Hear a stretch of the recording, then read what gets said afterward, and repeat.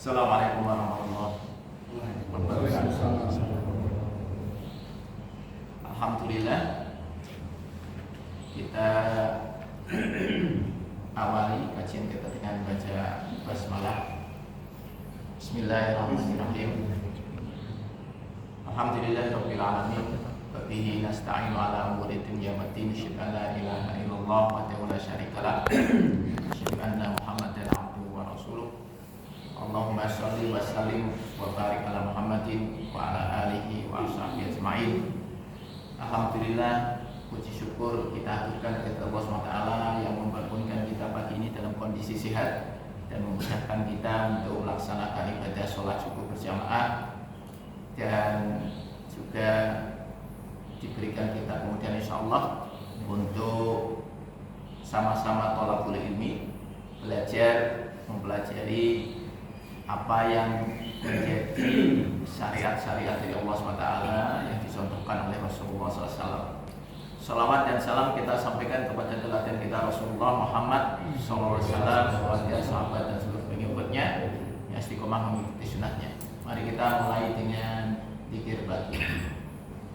A'udzubillahi minasyaitonir rajim. Bismillahirrahmanirrahim. Allahu la ilaha illa huwal hayyul qayyum. La ta'khudhuhu sinatun wa la nawm. Lahu ma fis samawati wa ma fil ardh. Man dzalladzi yashfa'u 'indahu illa bi'idhnihi. Ya'lamu ma baina aydihim wa ma khalfahum. Wa la yuhituna bi syai'in min 'ilmihi illa bima syaa. Wasi'a kursiyyuhu samawati wal ardh wa la ya'uduhu hifdhuhuma wa huwal 'aliyyul 'azim. Bismillahirrahmanirrahim. Qul huwallahu ahad, Allahus samad, lam yalid wa lam yulad wa lam yakul lahu kufuwan ahad. Bismillahirrahmanirrahim.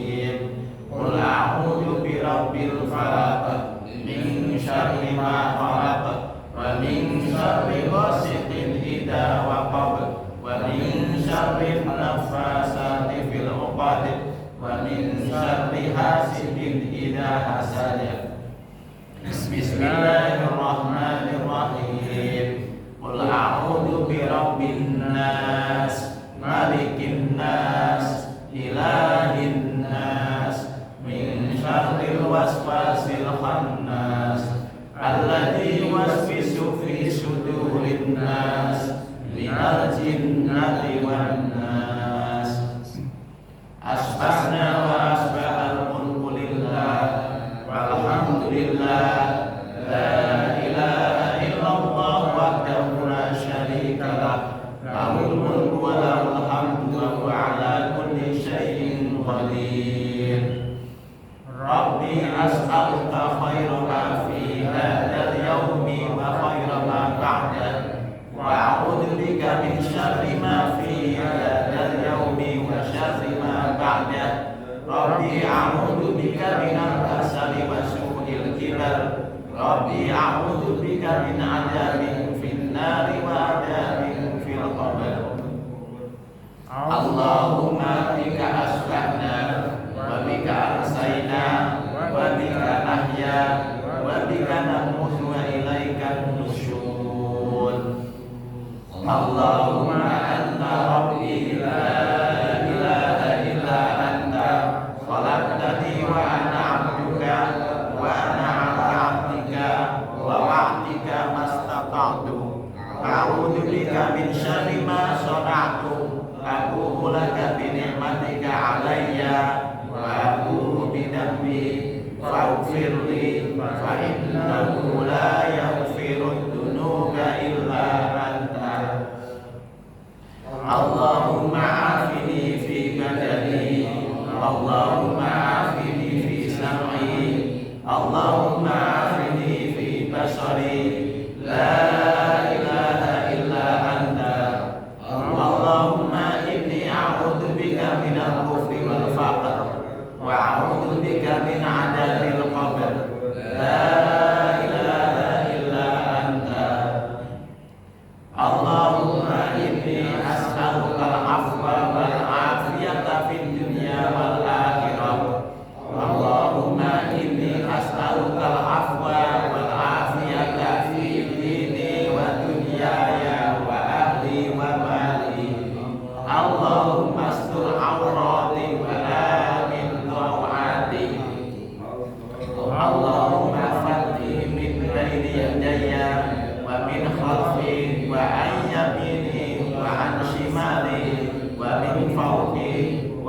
a'udzu bi'azamatika an ubtala min tahti.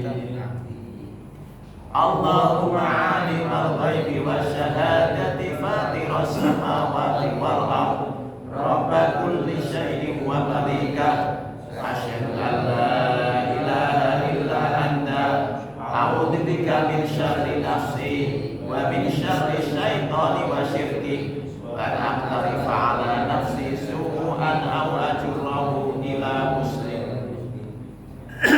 Bismillahirrahmanirrahim. La yadurru ma'asmihi syai'un fil ardi wa la fis samai wa huwas samiul 'alim.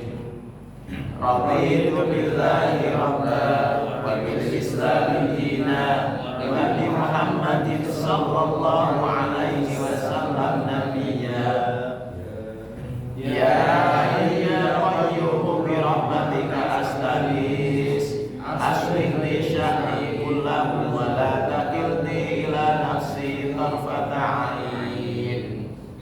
Asbahna ala fitratil islami wa ala kalimatil ikhlas wa ala dini nabiyyina Muhammadin sallallahu alaihi wasallam wa ala millati abina Ibrahim hanifan musliman wa ma kana minal musyrikin.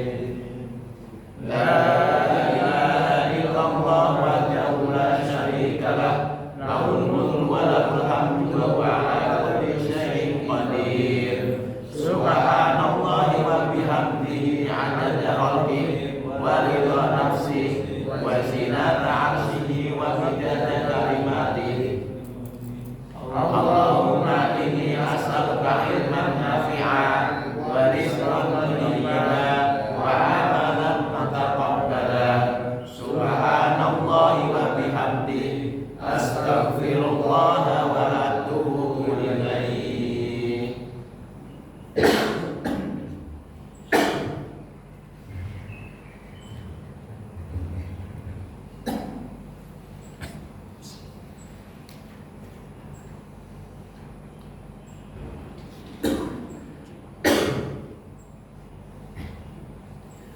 Kita masuk kajian kita. Kita akan membahas tentang amalan-amalan sunnah di bulan Dzulhijjah, karena insya Allah besok kita sudah masuk bulan Dzulhijjah menurut Muhammadiyah.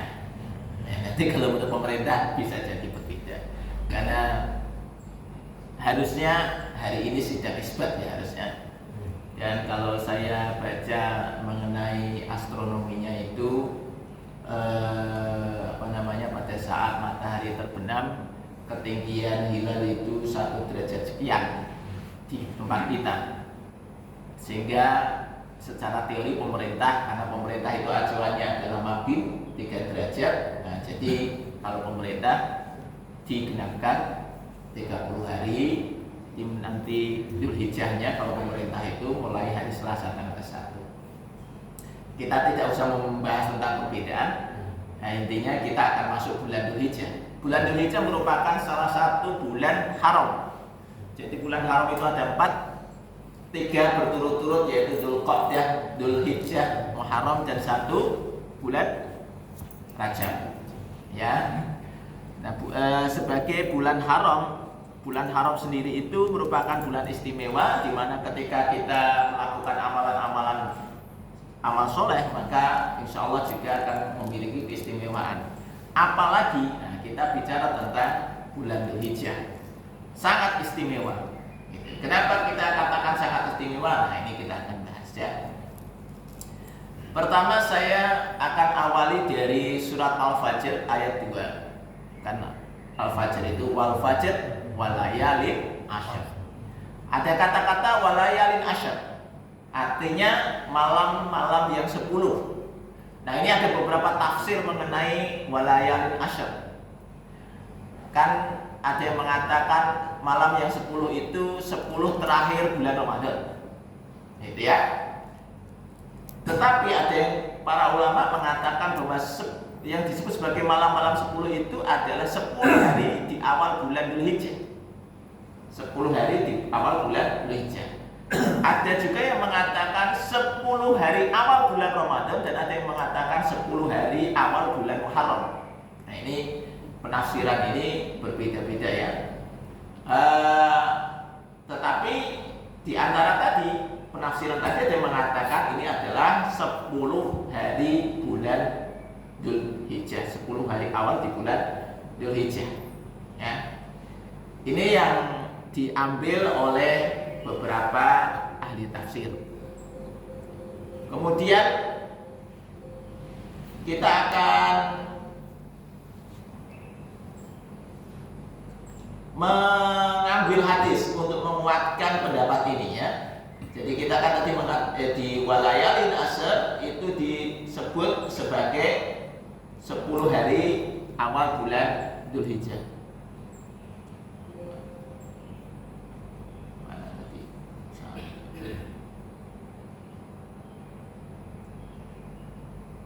Jadi ada sebuah hadis mengenai 10 hari bulan Dzulhijjah, di mana Rasul mengatakan tidak ada hari di mana suatu amal soleh itu lebih dicintai Allah melebihi amal soleh yang dilakukan pada hari-hari ini, yaitu 10 hari awal bulan Dzulhijjah. Sekali lagi, tidak ada hari di mana suatu amal soleh itu lebih dicintai Allah, yaitu yang dilakukan pada 10 hari bulan Dzulhijjah, tanggal 1 sampai 10. Maka kemudian para sahabat bertanya, apakah tidak juga jihad fisabilillah ya Rasulullah? Kata Rasulullah, tidak juga jihad fisabilillah. Artinya maksudnya kalau kita bicara tentang jihad fisabilillah itu kan merupakan amal yang dia tinggi sekali nilainya. Nah, itu amal yang tinggi itu ternyata masih kalah dengan amal soleh yang dilakukan pada 10 hari pertama bulan Dzulhijjah. Jadi saya ulangi, amal soleh, kita bicara tentang amal yang paling tinggi, amal itu adalah jihad fisabilillah. Tapi jihad fisabilillah itu masih kalah nilainya dibandingkan amal soleh yang dilakukan pada 10 hari awal bulan Dzulhijjah. Kecuali kata Rasulullah, orang yang dia keluar dari rumahnya untuk berjihad di jalan Allah dan dia tidak kembali dengan harta maupun jiwanya, artinya dia mati syahid. Ya, kalau kemudian dia jihad mati syahid, otomatis itu jauh lebih tinggi nilainya daripada ketika kita melakukan amalan di tanggal 1 sampai 10 Dzulhijjah. Nah, oleh sebab itu maka kita ini perlu perhatian, karena mungkin barangkali kita termasuk orang-orang yang santai-santai saja tanggal 1 sampai 10 Dzulhijjah, tidak merasa perlu untuk melakukan amal soleh yang istimewa. Nah, kita kemudian membandingkan dengan Lailatul Qadar, ya kan? Kalau Ramadan itu ada Lailatul Qadar. Lailatul Qadri khairum min alfi syahr. Lailatul Qadar itu lebih baik daripada 1000 bulan. Jadi kalau orang melakukan amal pas Lailatul Qadar, dia amalnya nilainya itu lebih baik daripada 1000 bulan. Masalahnya kalau Lailatul Qadar itu nggak jelas tanggalnya, ya kan? Bisa meleset-meleset lah ya. Kita kemudian banyak orang yang nyegati tanggal 21 sampai tanggal 30. Ya dicegati, udah gitu nyegatinya pas tanggal ganjil gitu ya. Nah, ternyata kalau kemudian ini terjadi perbedaan waktu awalnya Ramadan pada tanggal ganjilnya kan repot gitu ya. Jadi nggak jelas itu. Tapi ini ada waktu yang jelas.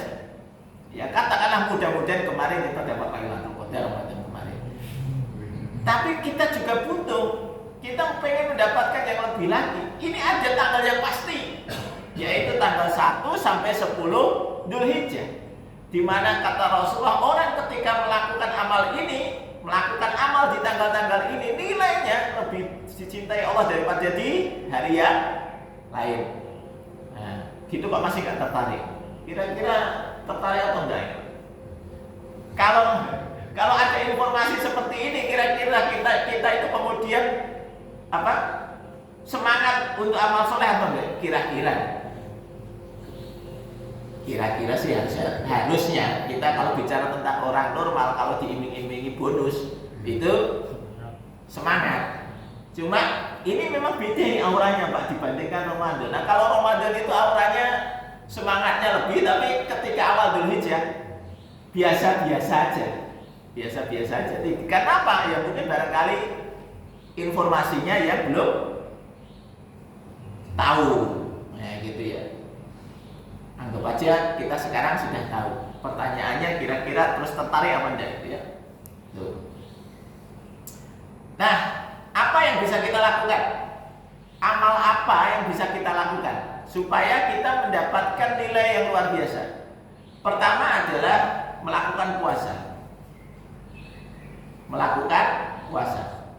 Jadi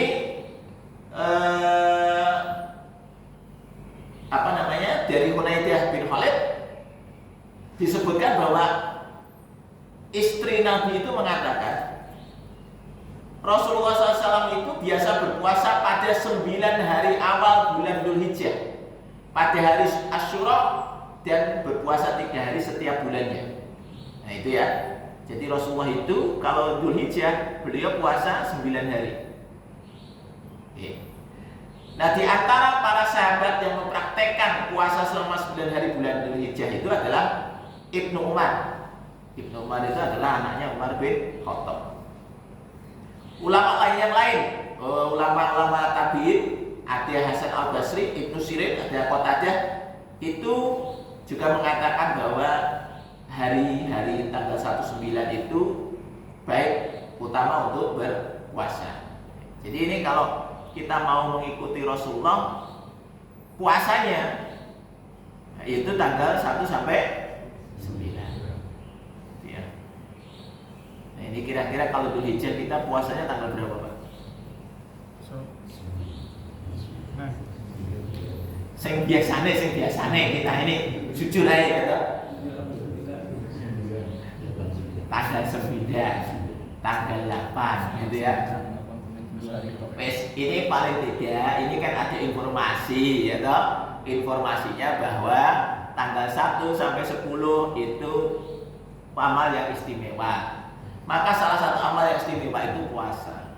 Gitu. Kata Allah di dalam hadis qudsi itu, puasa itu untukku kan gitu ya. Kenapa? Karena dia kata Allah, manusia itu yang puasa itu dia sudah menahan syahwatnya karena aku. Maka aku yang akan membalasnya. Jadi ini amal yang baik itu adalah puasa Pak. Kalau kita meyakini besok sudah tanggal 1, silakan besok puasa. Ya besok Senin itu niatnya puasa Senin.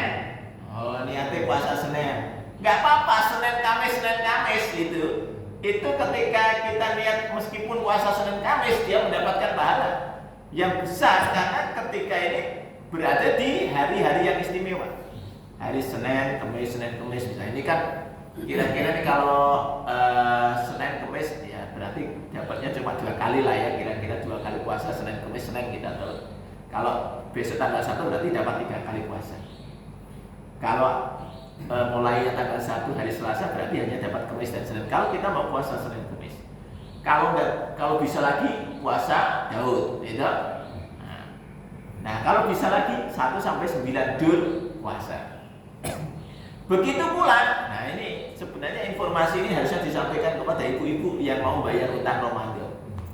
Saran saya ini ibu-ibu kalau mau bayar utang Ramadan di tanggal ini 1 sampai 9 Dzulhijjah. Kenapa? Karena tadi ini hari istimewa. Sehingga ketika dia puasa, niatnya puasa bayar utang. Tapi dia mendapatkan nilai yang lebih, ada tambahannya karena berada di waktu yang istimewa. Gitu ya. Sama seperti orang sholat di masjid itu nilainya jauh lebih tinggi daripada di rumah. Kira-kira begitu ya kalau laki-laki ya. Apalagi kemudian dia di Masjid Nabawi nilainya 10.000 kali daripada dia di masjid yang lain.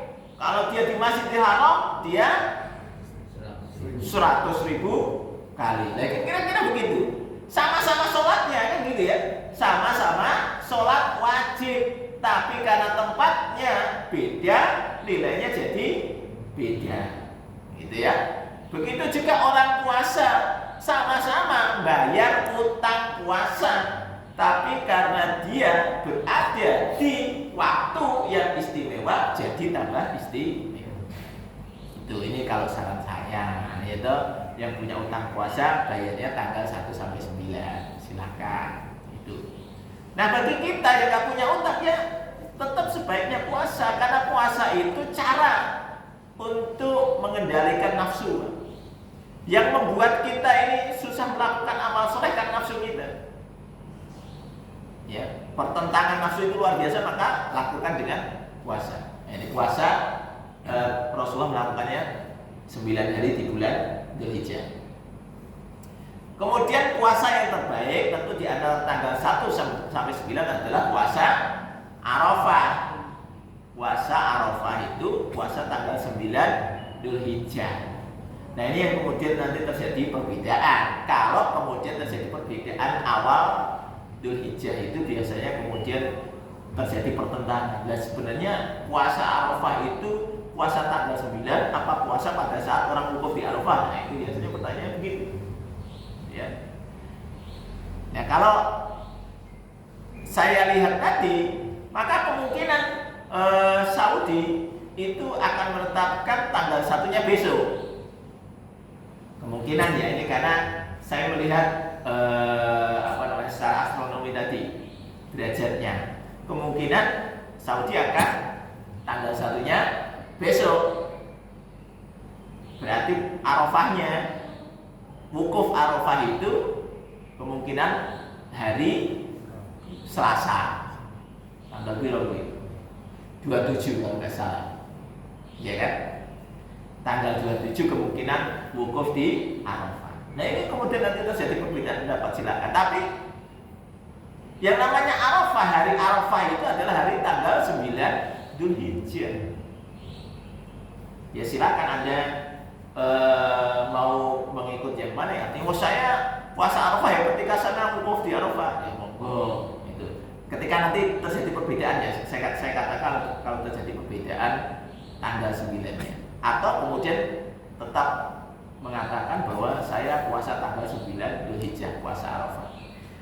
Apa keistimewaan puasa Arafah? Kata Rasulullah, Syiamu yauma Arafah ihtasaba 'alallahi ayyukaffira sanata allati qablahu wa sanata allati ba'dahu. Siam Arafah atau puasa hari Arafah yang karena mengharapkan pahala dari Allah itu akan menutupi dosa-dosa 1 tahun sebelumnya dan 1 tahun sesudah.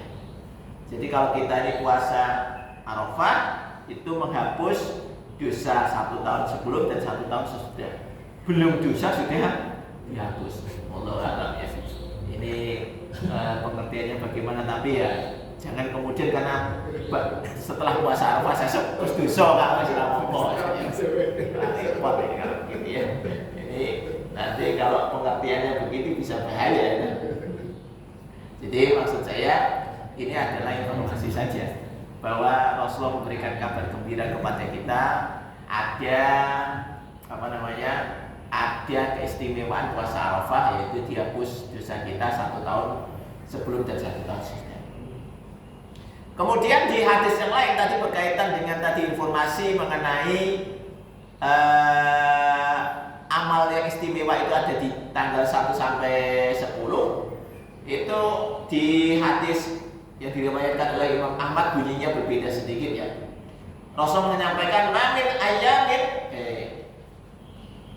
ayamin a'zamu indallahi wa la ahabba ilahi minal amal fihinna. Tidak ada hari yang lebih agung di sisi Allah dan lebih dicintai wala ahabba ilahi minal amal fihinna, dan tidaklah lebih dicintai melebihi amal yang dilakukan di dalamnya min hadhil ayam, yaitu di hari-hari Al-Ashr, hari yang ke-10, hari 10 maksudnya hari tanggal 1 sampai 10 Dzulhijjah. Faksaru fihinna, maka perbanyaklah di dalamnya tanggal 1 sampai 10 itu minat tahlil wa takbir wa tahmid. Maka perbanyaklah tahlil, takbir dan tahmid. Jadi tanggal 1, mulai tanggal 1 nih, kalau besok tanggal 1, maka perbanyaklah tahlil, takbir dan tahmid. Ya seperti takbir kalau mau sholat Id. Allahu Akbar, Allahu Akbar, Allahu Akbar, la ilaha illallah, Allahu Akbar, walillahil hamd. Ya itu. Boleh. Jadi jangan kemudian nanti ada orang baca itu dikatakan di rumah yai. Boleh, karena ini tadi ada anjuran seperti ini. Maka kemudian ada riwayat, Pak. Ada riwayat mengenai ini ya. Sahabat Ibnu Umar. Sebentar, salah. Sahabat Ibnu Umar itu nih. Jadi ada ceritanya ini. Ibnu Umar dan Abu Hurairah itu antara tanggal 1 sampai 10 dia kalau ke pasar sambil mengucapkan itu tadi, Pak. Ya keras, bukan ya keras. Kenapa? Karena diriwayatkan bahwa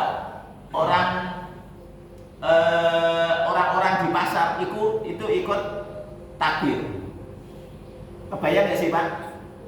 Bapak ke pasar misalnya itu besok terus sambil takbir.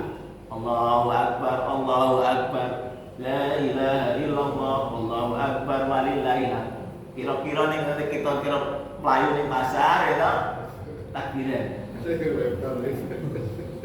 Kira-kira seperti apa? Kalau kita nggak umum kan gitu. Tapi karena tadi sahabat mendengarkan apa yang disampaikan Rasulullah, perbanyaklah tahlil, takbir dan tahmid. Ya itu yang dilakukan. Nah ini, jadi kayaknya ini amal yang barangkali kita menganggap hal yang remeh-temeh gitu, bahkan kemudian menjadi asing ketika kita melakukan itu. Padahal ini perintah. Faksaru minat tahlil wa takbir wa tahmid. Perbanyaklah tahlil, takbir dan tahmid. Sudah mulai besok dibiasakan. Kalau nganggur itu. Ini di antara adzan dan iqamat misalnya. Antara adzan dan iqamat kan nggak ngapa-ngapain. Ya sudah itu aja. Tapi ya nggak usah terus bareng-bareng jadi repot ya. Nanti kalau mau, itu aneh kalau minum ini, betul? Wah dulu bocah wes takbiran, nah gitu ya. Silakan sendiri-sendiri. Jadi tidak kemudian kita nanti bikin bareng-bareng. Nanti kalau kita bikin bareng-bareng itu tadi akan menjadi aneh. Wah ilmu ini aneh-aneh. Sing liyane dulu takbiran iki wis takbiran. Nah itu ya. Oke. Ini amal yang sederhana yang bisa kita lakukan. Nah, jadi ini ada penjelasan sedikit. Takbir itu sifatnya mutlak, artinya tidak dikaitkan dengan waktu dan tempat. Jadi boleh dilakukan di mana saja. Kita di masjid boleh, di pasar boleh, di kantor boleh, gitu ya. Sambil jalan nyetir, gitu, jalan dari rumah ke kantor, silakan takbir. Nah itu namanya takbir mutlak. Nggak ada syarat apa-apa ya, terserah, gitu ya. Tapi ada juga takbir yang sifatnya muqayyad, itu misalnya setelah sholat fardu. Nah, setelah sholat fardu kemudian takbir. Nah itu biasa, boleh. Itu namanya takbir muqayyad. Sekali lagi mungkin kalau kita takbir muqayyad itu kita lakukan ya nanti kalau pas malam Idul Adha sampai nanti hari Tasyrik, ya kan. Kalau saya mulai nanti dari tanggal 1 Dzulhijjah itu tadi, kita kok aneh. Tapi itu sebenarnya sekali lagi boleh. Misalnya habis sholat gitu ya, nah besok habis sholat atau besok habis sholat maghrib gitu, kemudian takbir imamnya baca takbir bareng-bareng dengan jamaah boleh. Tapi ini karena nanti dianggap aneh, ya sementara tidak kita lakukan bersama-sama. Silakan sendiri-sendiri aja ya, gitu ya. Minimal sudah tahu dasarnya. Ini kan orang menjadi aneh karena nggak tahu dasarnya, Pak. Nah ini kan yang ngaji tahu dasarnya. Coba nanti besok kita lakukan bareng-bareng. Wah itu mesti saya komplain lagi. Yakin saya.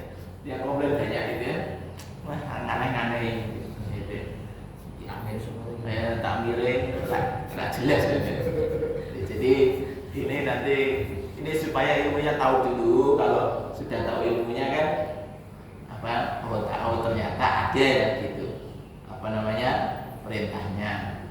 Kalau setelah keluarga biasanya melakukan takbir bersama sampai hari tasyrik asar tanggal 13 asar itu terakhir. Nanti kalau takbir ini tadi kan yang kenapa kok dimulai tanggal 1 sampai tanggal 1 Dzulhijjah itu karena ini kaitannya dengan orang-orang yang melakukan ibadah haji juga melakukan hal yang sama, ya kan? Mereka sudah melantunkan talbiyah. Nah, kita ini yang tidak haji yang melakukannya dengan takbir.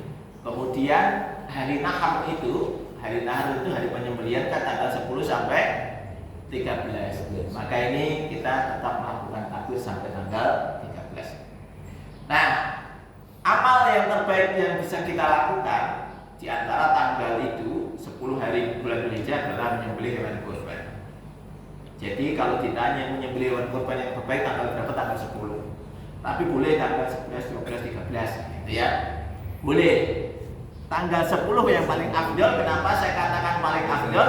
Karena tanggal 10 masih di antara 10 hari pertama bulan Dzulhijjah. Itu.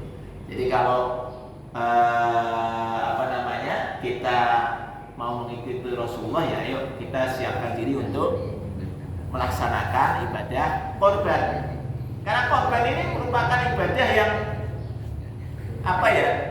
kalau kita melihat sejarah yang namanya ibadah korban itu merupakan ibadah yang sudah disyariatkan mulai zaman Nabi Adam. Jadi tidak ujug-ujug ada di syariatnya Nabi Muhammad, tidak. Nabi Adam sudah ada. Ya, kalau kita ingat peristiwa Qabil dan Habil gitu ya, kan mereka ini disuruh korban gitu. Ini cuma kemudian bedanya Habil korban ternak, Qabil Qabil korbannya hasil pertanian. Kira-kira seperti itu ya. Nah, sampai kemudian kita ingat yang menjadi dasar disyariatkannya nahar itu ketika peristiwa rencana penyembelihan Ismail oleh Nabi Ibrahim yang kemudian diganti dengan domba oleh Allah SWT. Dan ini menjadi syariat dilaksanakannya ibadah kurban berupa penyembelihan domba. Nah, maka saran saya kepada para jamaah, ayo kita siapkan diri untuk melaksanakan ibadah kurban. Kurban apa? Ya silakan sesuai kemampuannya. Kalau ditanya kurban yang terbaik itu Pak, unta. Oh, itu ya. Satu orang, satu unta itu yang terbaik. Satu orang, satu unta yang terbaik. Ya dah? Nah, di tempat kita nggak ada unta. Saya impor unta besok itu. Besok nanti kita impor unta untuk menyembelih unta ini. Kayaknya itu bisa kita programkan gitu. Tahun depan kita impor unta itu ya. Nah, terus nyembelih unta. Itu yang terbaik. Kenapa kok saya katakan yang terbaik? Kan ada hadis mengenai sholat Jumat tuh. Sholat Jumat itu hadisnya gimana? Orang yang berada di shaf depan, dia nanti akan mendapatkan pahala nanti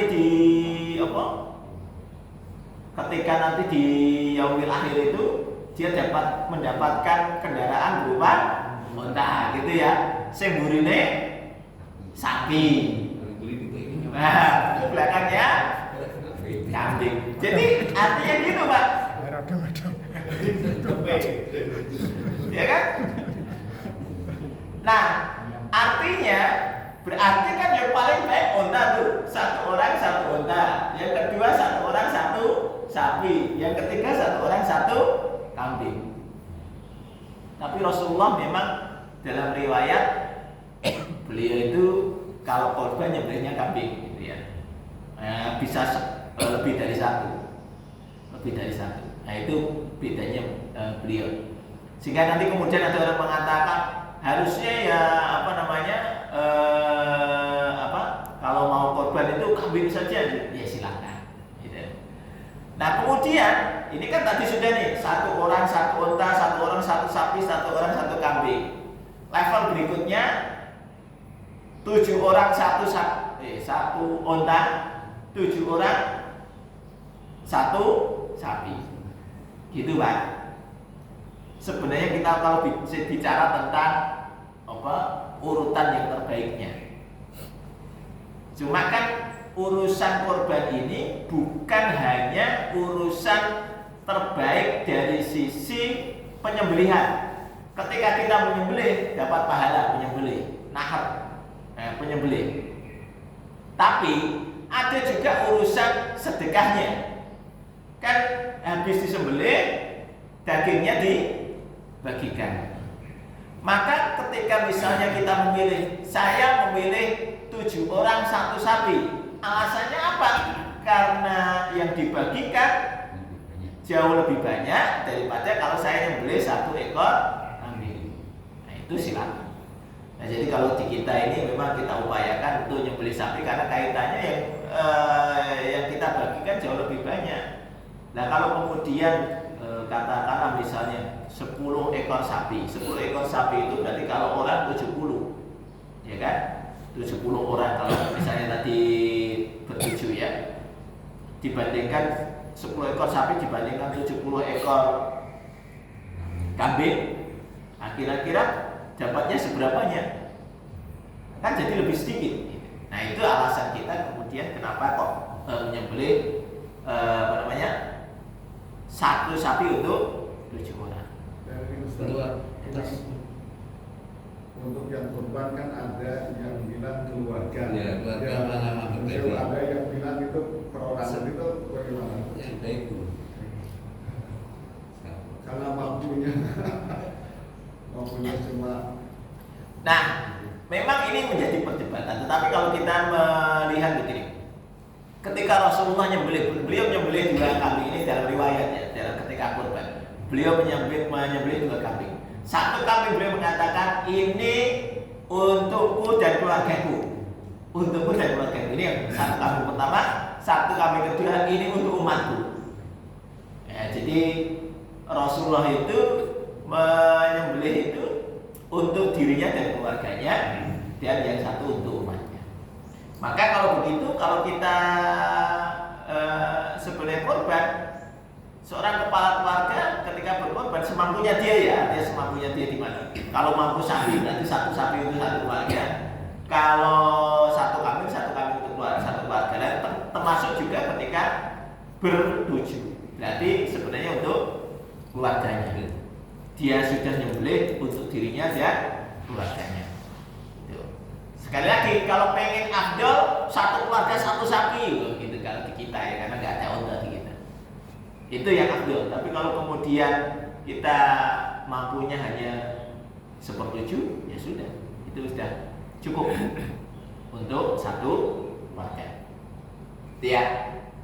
Nah, kemudian ada catatan. Barang siapa yang memiliki hewan yang hendak dia sembelih, maka kalau sudah tanggal 1 Dzulhijjah, jangan dia memotong rambutnya dan kukunya sampai dia menyembelih hewan kurbannya. Nah ini yang sudah niat kurban ini saya sampaikan. Yang jadi mulai besok nggak usah potong kuku maupun potong rambut. Kalau mau potong kuku, potong rambut sekarang. Mulai tanggal 1. kalau mau potong tapi nyukur. termasuk cukur. Nah ini kumis, makanya kalau ini biasa apa cukur kumis, pokoknya prai selama 10 hari. Prai selama 10 hari. Sudah usah cukur kumis. Jadi mungkin besok kumisan semua gak apa-apa, gitu ya. Hukumnya apa? Hukumnya sunnah. Gitu ya. Sunnah bagi orang yang berkorban. Ya kalau nggak berkorban ya nggak apa-apa. Tapi kalau berkorban ini sunnah, maka begitu masuk tanggal 1 Dzulhijjah sudah berhenti. Tidak lupa. Ya jenengan lupa ya apa ya. Kembalikan lagi loh. Nodam. Ya ini, maka ini saran saya hari ini kalau mau potong kuku, mau cukur nah hari ini, gitu. Ya, besok biar nggak punya beban, sehingga 10 hari ke depan sudah aman, gitu ya. Salat ini merupakan sunnah saja ya, silakan dijalankan. Nah itu kemudian apalagi ibadah-ibadah yang lainnya, yaitu dengan memperbanyak taubat. Taubat itu yang paling penting tuh. Taubat apa ya, taubatan nasuha. Wis terserah lah, kita ini orang yang banyak dosanya Pak. Kalau kita ini merasa tidak punya dosa itu kita hebat banget itu. Jadi kita ini punya banyak dosa.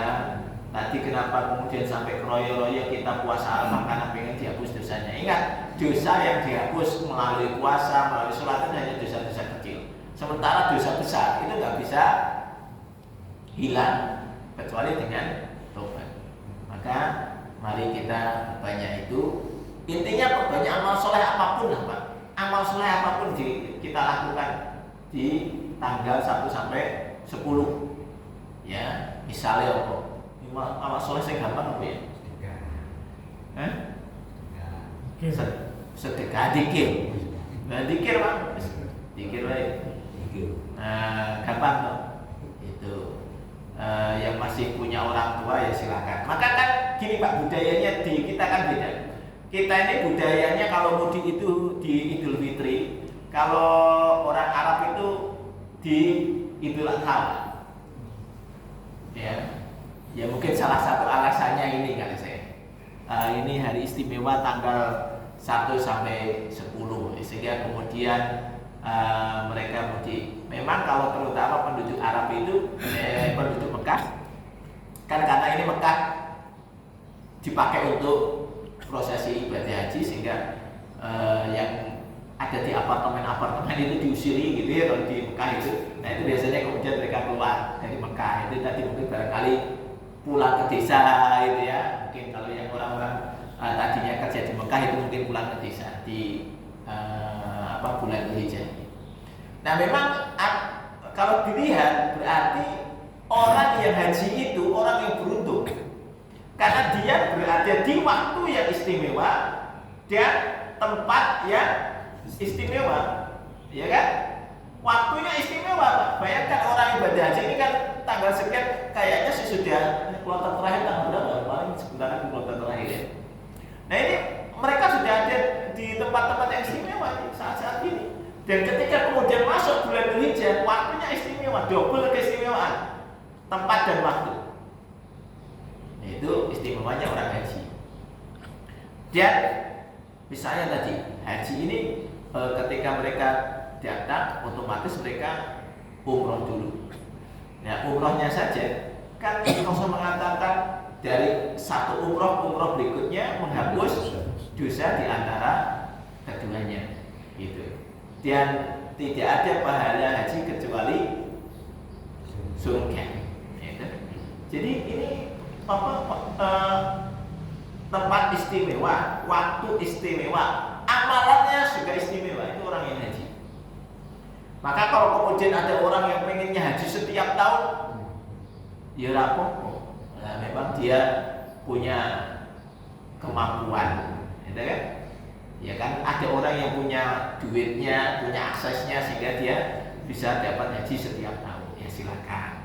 Kalau memang mau seperti itu. Tapi kalau kemudian kita ini belum mampu, ya ini manfaatkan waktu istimewanya dulu. Tempat istimewanya belum, tapi nanti kita dapat waktu yang istimewa. Sama orang yang haji dapat keistimewaan waktunya, terutama nanti haji ini kan prosesi utamanya adalah ketika mereka berjalan menuju Arafah. Karena puncak haji itu ada di Arafah kan gitu ya. Hari Arafah itu hari istimewa bagi orang yang haji. Kan gitu. Karena itu puncak hajinya itu adalah Arafah. Setelah itu kemudian baru beberapa ritual yang lain, lempar jumroh dan sebagainya. Yang kalau kemudian kita lihat dari prosesi haji tadi, sesungguhnya di bulan Dzulhijjah ini ada pelajaran penting. Pelajaran pertama adalah pelajaran tauhid. Pelajaran tauhid. Di dalam haji ini kan masalah tauhid ini, Pak. Kalau kemudian kita tidak punya tauhid yang kuat, untuk apa kita mengorbankan harta kita, mengorbankan waktu kita untuk melaksanakan ritual-ritual yang melelahkan, capek banget gitu, capek fisik, capek apa ya, emosi, wah itu Pak, ya kan, emosi Pak kalau sudah itu panas, gitu, wah pokoknya gitulah, jadi macam-macam itu. Ini masalah tauhid. Yang kedua, kita diajarkan untuk bagaimana kita merasa antar manusia itu sama. Ya, di dalam haji itu kan antar manusia itu ya sama aja, tidak ada bedanya. Dia mau pejabat mau rakyat ya sama aja. Pakaiannya begitu, ya kan?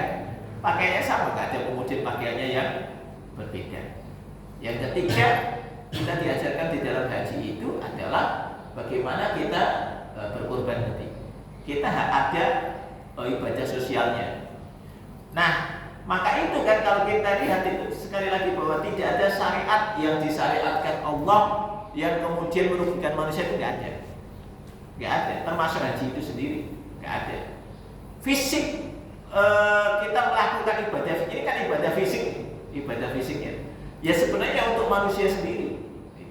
Kenapa kok ada ritual misalnya lempar jumroh tuh? Lempar jumroh itu kan sebenarnya ritualnya gampang, sederhana. Cuma untuk mencapai, nah itu yang butuh perjuangan.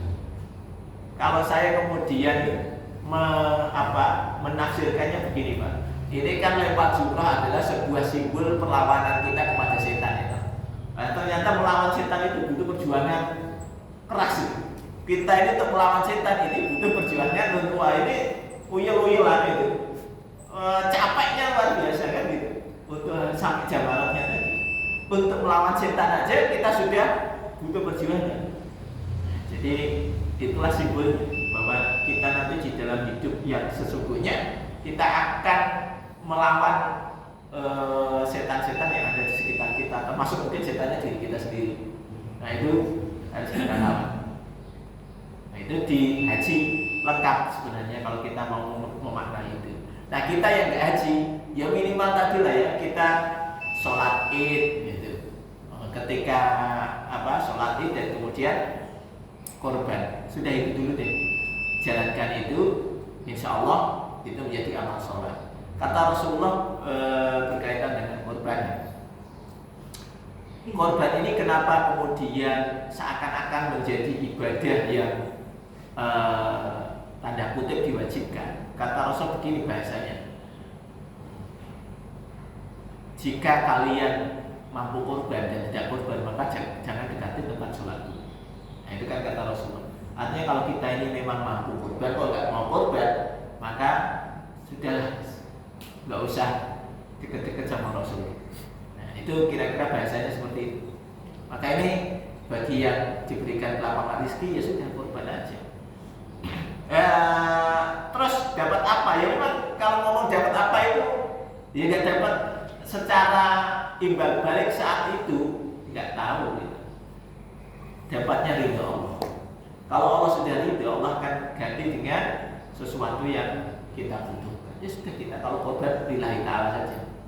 Nah makanya kalau ada orang mengatakan bahwa orang Islam itu ketika Idul Adha itu melakukan pembantaian, ya karena tidak paham saja. pembantian terhadap hewan. Ya enggak lah.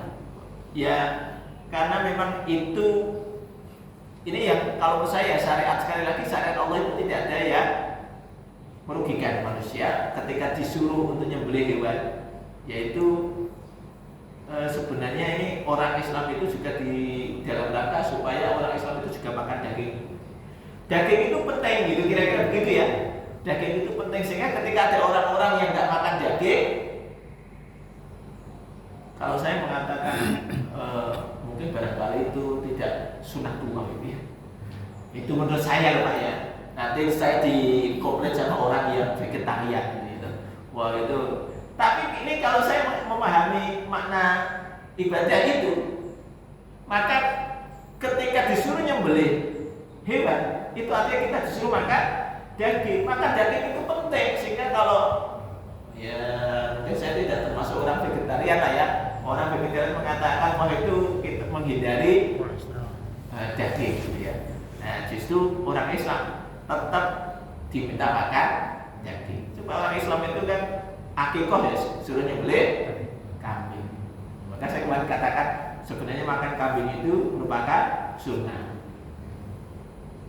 Masalah lain terus apa? Darah tinggi dia asal tidak banyak-banyak. Lagi ini ada catatannya asal tidak banyak-banyak. Kalau banyak-banyak, obat darah tinggi. asal tidak banyak-banyak. Ya saya kira itu ya. Mudah-mudahan Allah berikan kita taufik sehingga Dzulhijjah tahun ini kita dimudahkan untuk memperbanyak amal soleh dan menjadi orang-orang yang muti. Mari kita tutup